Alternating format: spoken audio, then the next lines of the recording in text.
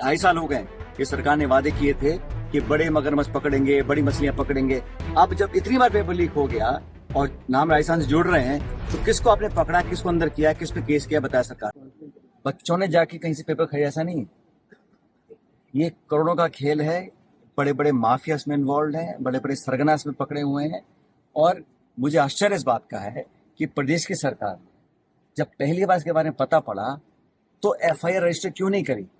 और paper leak का जो प्रकरण प्रकाश में आया, इसमें कोई सरकार की कोई बहुत बड़ी बहादुरी नहीं है या कोई एजेंसी पुलिस ने पकड़ा। ये तो बच्चों ने जाके कंप्लेन किया है कि गैस पेपर और एक्चुअल पेपर एक ही है। तब मजबूरन एक्सपोज जब हो गए, तब जाके सरकार को पेपर कैंसिल करना पड़ा।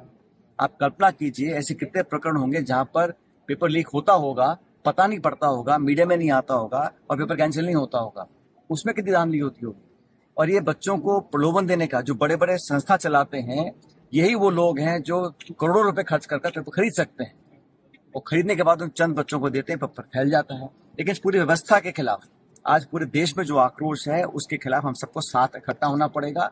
और मुझे लगता है कि सरकार को जिम्मेदारी तय करनी पड़ेगी। हर साल पेपर लीक हो रहा है, सीबीआई की जांच हो रही है। जो पिछले पेपर लीक हुआ था, उस सीबीआई की जांच की रिपोर्ट क्या है, किसको दोषी ठहराया गया, किसकी जवाबदारी तय की गई, कुछ नहीं हुआ। आज भी मैं पेपर लीक को एक ऐसा जुल्म मानता हूं, ऐसा एक क्राइम है जिसकी जितनी सजा दी जाए वो नाकाफी है। और भविष्य में बच्चों के फ्यूचर के साथ खिलवाड़ करने का अधिकार किसी को नहीं है। किसी नेता को, अधिकारी को, कर्मचारी को, व्यवसायी को, संगठन, किसी को नहीं। हमारे देश के नौजवानों के भविष्य को अंधकार में डालने का किसने अधिकार दिया है? वो लोग जो इसमें इन्वॉल्व हैं, सुन लीजिए, जो लोग इसमें इन्वॉल्व हैं उस पर कार्रवाई करने के लिए आपने सीबीआई को जांच दे दी। लेकिन जो 3 साल से लगातार लीक हुआ है, अब तक किसको दंडित किया गया है? और जिस विभाग में हो रहा है, उस विभाग के शिक्षा मंत्री को नैतिक जिम्मेदारी लेते हुए इस्तीफा देना चाहिए।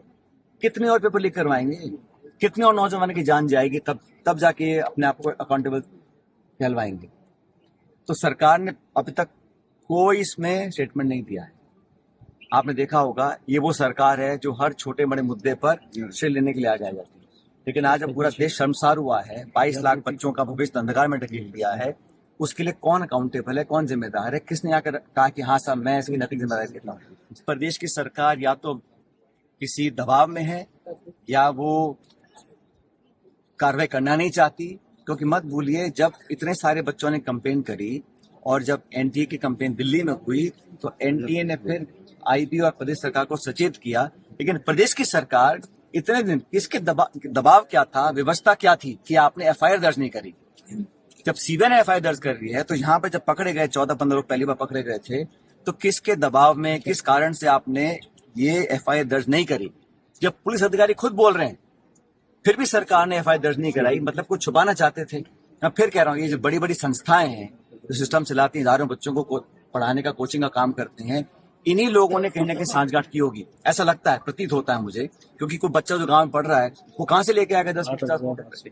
तो कोई ना कोई बड़ा इसमें सरगना है, बड़ा माफिया इन्वॉल्व है, और उसका नाम उजागर करने में सरकार संकोच कर रही है। प्रदेश सरकार भी कर रही है, केंद्र सरकार भी कर रही है। दबाना, पहला जो रिएक्शन होता है दबाने का होता है। अब उन परिवार वालों के साथ में दुर्व्यवहार किया, उनको भला बुरा कहा, गाली गलौज किया, ऐसे नाजुक मौके पर, ये क्या प्रतीत होता है इससे कि सरकार की मंशा क्या है? मामले को दबा दिया जाए, ये प्रकाश में ना आए, जन भावना को इसमें हम जोड़ नहीं पाए। लेकिन मुझे खुशी है इस बात की कि इस वक्त पूरे देश का नौजवान जागरूक हो चुका है।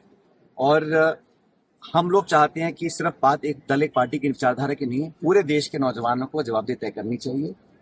शिक्षा मंत्री का इस्तीफा लेना होगा और हम लोग जितनी मदद हो सकती है। अभी हमारे एनएसयूआई के जो राष्ट्रीय अध्यक्ष हैं, वो भी 2 दिन पहले यहाँ पर आए थे, परिवार से मिले हैं और उन्होंने भी आर्थिक मदद देने का उनको वादा किया है। और मैं एक अच्छा कदम मानता हूँ कि पूरे संगठन ने मिलकर उनको 11 लाख रुपए की नकद मदद देने का उन्होंने आश्वासन दिया, जो कल परसों आके दे देंगे।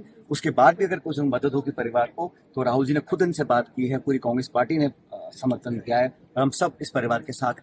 जब छोटा मोटा कोई उद्घाटन या प्रोग्राम होता है, तो श्रेय लेने के लिए सारे नेता पहुंच जाते हैं, केंद्र के, प्रदेश के।